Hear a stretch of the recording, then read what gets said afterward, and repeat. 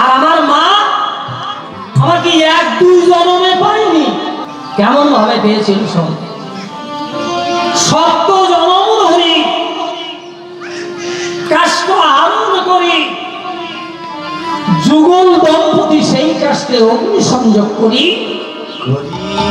আত্মাহুতি দিয়ে আসে পরের জন্মে মনুষ্য দেহ ধারণ করে দিনাতিপাত করে বেড়াতে আসে। একদিন আমি অর্থাৎ ভগবান ওই কৈলাসে বেড়াতে যায়। ভগবানকে দেখে কৈলাসাধিপতি বললে, হে ভগবান, তোমাকে একবার এই মর্ত ধরে যেতে হবে, কারণ ভক্ত দেখতে আর ভক্ত পরীক্ষা করতে। কেমন ভক্ত আছে এই মর্ত ধামে, আজ তোমায় পরীক্ষা করতে যেতে হবে।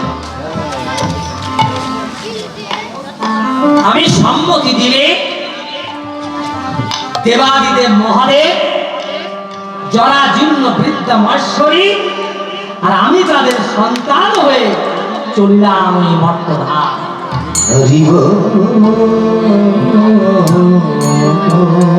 ধীরে ধীরে পথ ধরে চলেছি। আমরা 3 জন ধীরে ধীরে পথ ধরে চলেছি। যেতে যেতে অসময় হয়ে গেছে। হঠাৎ এক ধনাঢ্য ব্যক্তির দ্বার দেশে গিয়ে উপস্থিত হয়েছে।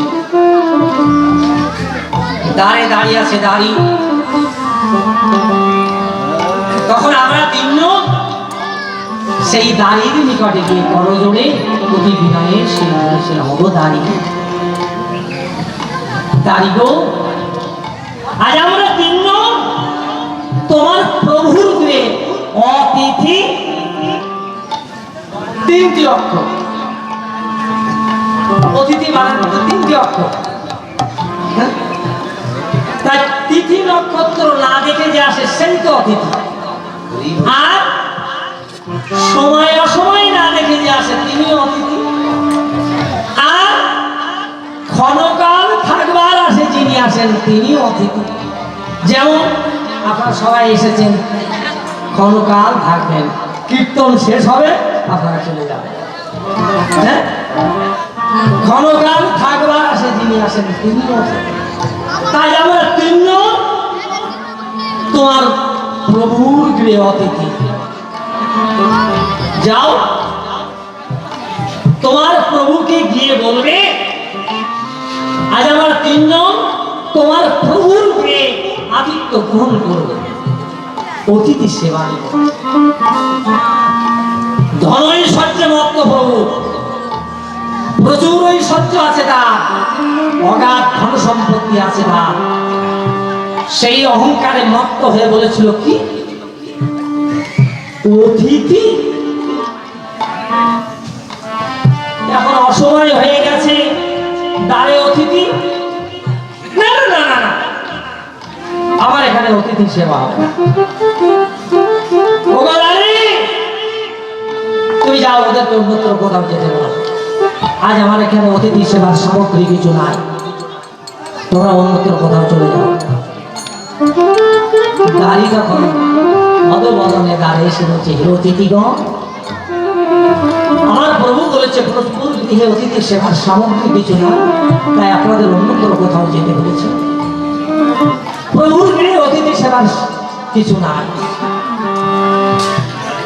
ধনৈশ্বর্যে মত্ত প্রভু, প্রচুর ঐশ্বর্য আছে তার, অগাধ ধন সম্পত্তি আছে তার, অগাধ টাকা পয়সা আছে তার।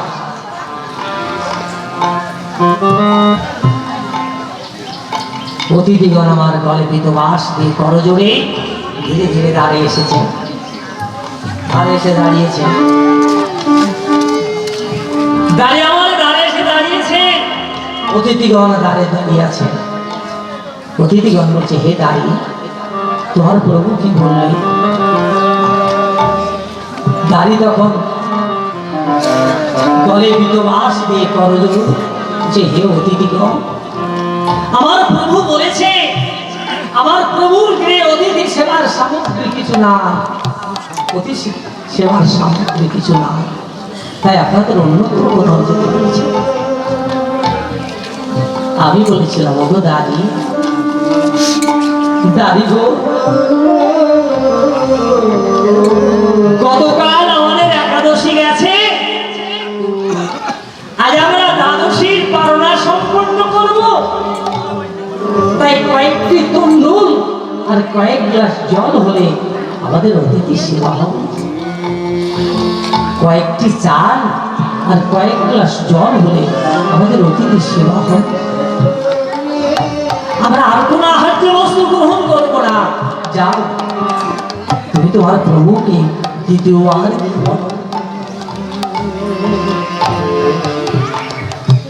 দাঁড়ি তখন বলে বিধবাসী কল জোরে পুনরায় ধীরে ধীরে প্রভুর নিকটে এসে বলছেন, প্রভু গো,